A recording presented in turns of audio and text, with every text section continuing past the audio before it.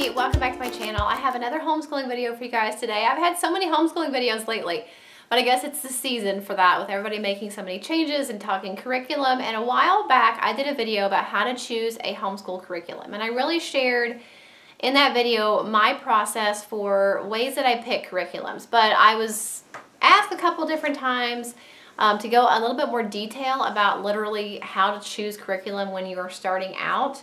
And just more aspects of choosing curriculum. And I felt like, I guess that video did need a follow-up video because it could have been more thorough. I think it's a good video, but I definitely think this one is really going to help round out pretty much everything I have to share about how to pick a homeschool curriculum. So make sure, if you haven't seen that other video yet, that you check it out. I'll have it linked up here. I'll also try to remember to link it in my description box, but otherwise it'll be in my homeschooling playlist, so that'll be linked for you guys in the description box.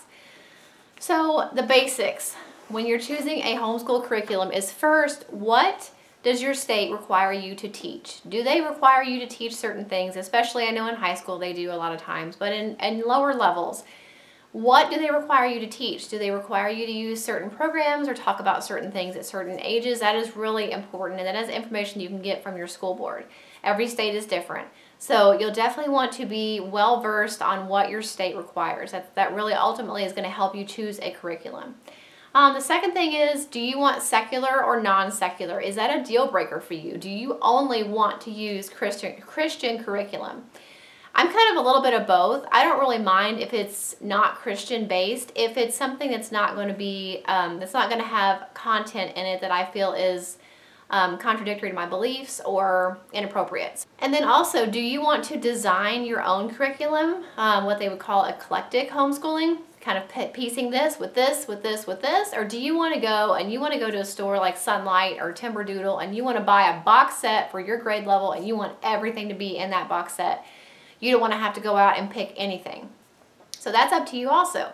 And some of that has to do with your budget, because some of those big kits like that can be really, really expensive. And it's usually a lot more cost effective to design your own curriculum and really only buy what you want and what you intend to use. So that's something to think about. But when you piece together your own curriculum, it really does give you a lot of freedom to pick what you want and spend what you want, but on the same time, it does take you a little bit more effort to do that, to pick out each individual curriculum for each subject. So it's kind of, there's pros and cons of both, that you have to decide, do you want a complete box grade level curriculum, or do you want to put together your own? The next thing is, how much time do you want to spend teaching? Do you want a program that is really teacher intensive, that you have to be up on the board and you're writing things down and you're doing all this and you're doing all this prep work beforehand? Or do you want a lesson that's pretty open and go? Do you want a curriculum that the kids can pretty much do on their own, where it's student-led for the most part? Especially if you have multiple kids, you may not be able to spend time with each kid on each subject on these teacher-intensive programs. So that's something to think about. And then that can change from year to year, especially as your kids get older or they're better and more independent. They can definitely do more student-led things. Like my 8th grader, she's almost in 9th grade. She does almost all of her subjects on her own. Right now, the only thing I plan things for her. But as far as the day-to-day, like her doing her lessons, for right now, history and geography are the only things that we are doing together. Everything else, I tell her what to do, and I have kind of gotten her papers together and stuff, but I say, here's your work for the day. She goes and does it, and I grade it. So that is something that can change as your kids get older and more independent. But again, that's something you need to decide, like how much time do you have and do you want to devote to each subject, to each child? For me, with 2 kids, it's not terribly difficult, but if you have, 3 kids, 4 kids, 5 kids, something like that, it would be really hard to be 100% the teacher for every single subject for each of your kids. And then how qualified are you to teach a certain subject? That can help you decide which curriculum to get, because like for me with math, I am terrible at math, and I'm even worse at explaining math. So I knew I needed a program that could teach my kids math, and that's why we use teaching textbooks. And it really is, like when we decided to homeschool and I thought, how am I going to teach math? I can't do math. Other than hiring a private tutor, I was like, I don't know what my options are. And teaching textbooks came along, and it was amazing because it teaches them the math lesson for me and it grades it for me, and so I really don't have to do much, and that's perfect. So that is the ultimate reason. I mean, I think teaching textbooks is a great program, but ultimately that was the reason we chose to start using teaching textbooks, because I knew it was going to take that responsibility off my shoulders because I'm not good at math. So if you're really bad at English, you may want to find some kind of program like Bob Jones Online University where your kids watch a teacher teach the lesson and then they do the work at home. You know, there may be something like that that you need to do on subjects that you're weak on. So that's something to consider when picking curriculum. Another thing to consider is, how does your child learn best? Are they a visual learner, a kinesthetic learner, an auditory learner? Like, how do they respond the best? And sometimes you don't know which way your kid learns best until you start homeschooling. So if you're a new homeschooler, then you may not know it from the beginning how they learn, but it's something that you definitely learn as time goes on. So that may be a deciding factor in a program that you use. Like All About Reading is multisensory. They use magnetic tiles, they have worksheets, you have flashcards, you have all these different activities that touch every learning style.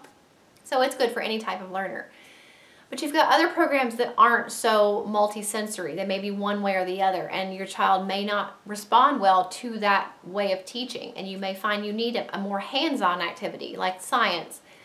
Your child may really just shut down when it's just reading in a worksheet and reading in a worksheet. They might do better with unit studies, with projects and hands-on activities and experiments. So those factors of how your child learns really ultimately will help you decide which curriculum to look for. And then your budget. What can you afford to use? I mean, if you want to do the Bob Jones, all of his classes online and not do anything at home, then you may not be able to afford that because their classes are really expensive, a lot of them. So what you can afford to use is going to also help you decide what curriculum you choose. If you can't afford some of the more expensive programs, then you may have to make other decisions, other choices based on your budget. You can homeschool on a budget in many, many ways, and I do have a video about that. I will link right here if I remember. Otherwise, I've just pointed to nothing because I hate when that happens, when somebody says, I'll link it right here, and there's nothing there. I'll try to remember to link it. If not, it will be in my homeschooling playlist, which will be linked in the description box. But I did a video about like how to homeschool on a budget. There's tons of free resources on the internet. There's Khan Academy, which is free. I mean, there's a lot of ways you can homeschool on a budget. So you definitely can, but if you do end up purchasing or wanting to purchase certain curriculums, you know, your budget may be a factor and you may have to make choices, you know, prioritize. If you know that you want to do the Bob Jones English online class and it's really expensive, that may mean that you have to pick some less expensive curriculums for math and science or something like that. Or you may have to try to find all of the curriculum that you are interested in on eBay or a used book fair or a curriculum fair or something like that. You may have to kind of put things together based on your budget. And the last thing to really consider when picking curriculum is, can you combine children for certain subjects? So even though right now I have an 8th grader and a 2nd grader, we still combine history and geography because, as I said before, I am 37 and I'm still learning about geography and history from what we're doing together. So I know it's not too easy for my 8th grader. It's definitely not too easy for my 3rd grader, and it's something that we're able to do together, which saves me time and it saves me money because we are doing them together, so it saves time.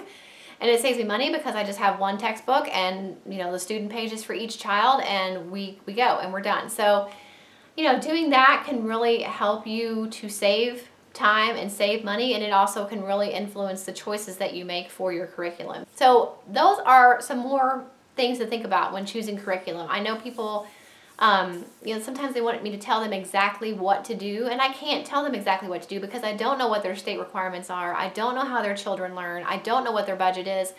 But these are definitely things and factors to consider.